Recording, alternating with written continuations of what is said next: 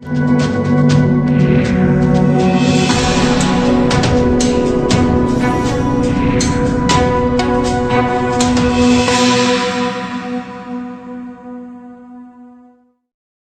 मुखर्जी का एक विश्लेषण ब्लूमबर्ग न्यूज पर छपा है, जिसका हिंदी में सार संक्षेप दैनिक भास्कर ने छापा है। यह लेख बता रहा है कि कैसे टेलीकॉम सेक्टर में 2016 में अंबानी के कदम रखते ही टेलीकॉम सेक्टर के कई खिलाड़ी आउट हो गए, प्रतियोगिता में टिक नहीं पाई। इस सेक्टर में ड्यूपोली रह गया। तीसरी कंपनी वोडाफोन अदालत की तरफ देखकर सांसें गिन रही है।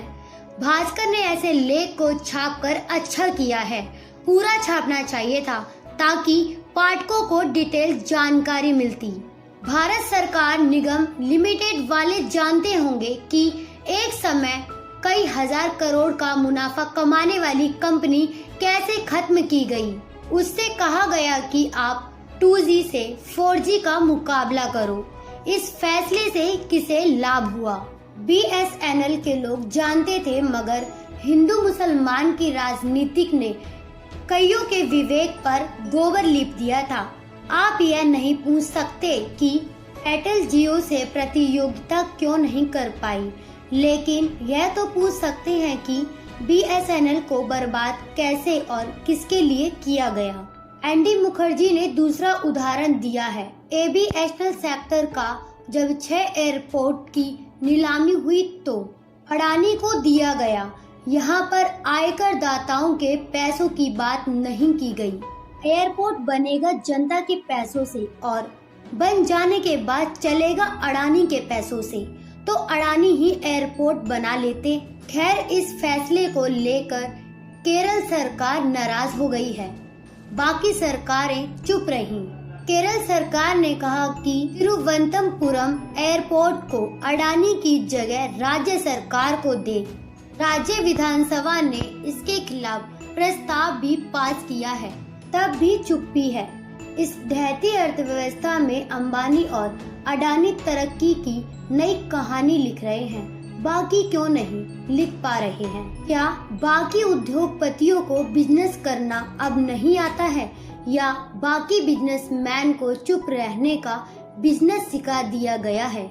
यह तो वही बता सकते हैं कि 2014 से पहले पत्रिकाओं के कवर पर टाइकून अफलातून बनकर छपा करते थे, अब कवर से गायब क्यों हैं? कारकुन एजेंट की तरह भी नाम नहीं आता।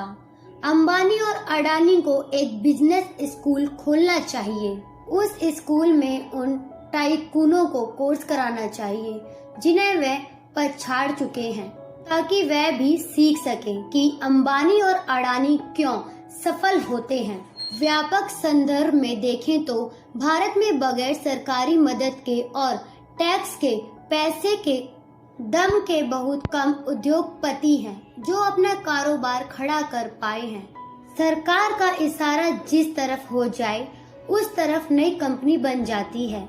जिला से लेकर राष्ट्रीय स्तर पर यही पैटर्न है। सोचिए, मेरठ में बीजेपी का नेता NCERT की जाली किताबें छाप रहा था, 35 करोड़ की किताबें। इससे एक आदमी के पास कितना पैसा आ गया, वहीं आगे चलकर अपनी कंपनी खोलेगा, स्कूल खोलेगा, उनकी समृद्धि स्थायी हो जाएगी। आराम से राष्ट्रवाद पर ज्ञान देता हुआ महंगी कार में घूमेगा। उदाहरण बीजेपी का दिया, क्योंकि यह पार्टी विश्व गुरु भारत और नए भारत की बात करती है। इसका मतलब यह नहीं कि सूट बूट की सरकार यानी मोदी सरकार पर चंद उद्योगपतियों के लिए काम करने का आरोप लगाने वाली कांग्रेस पार्टी ऐसे सिस्टम को उखाड़ फेंकती हो। ऐसा नहीं है।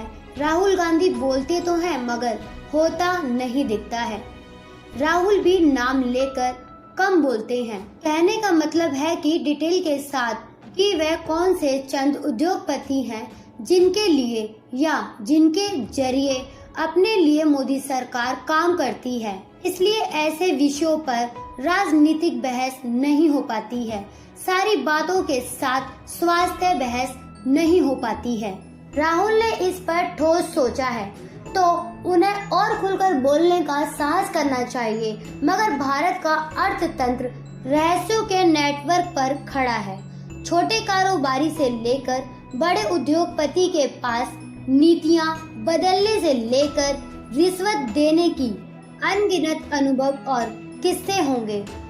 वह यह भी जानते हैं, मगर नियमों पर चलने वाला निष्पक्ष सिस्टम होता तो उनकी पूंजी ईमानदार होती और बड़ा बिजनेस खड़ा कर सकते हैं। सब इस चक्र में फंसे हैं। असल न्यूज़ ब्यूरो रिपोर्ट।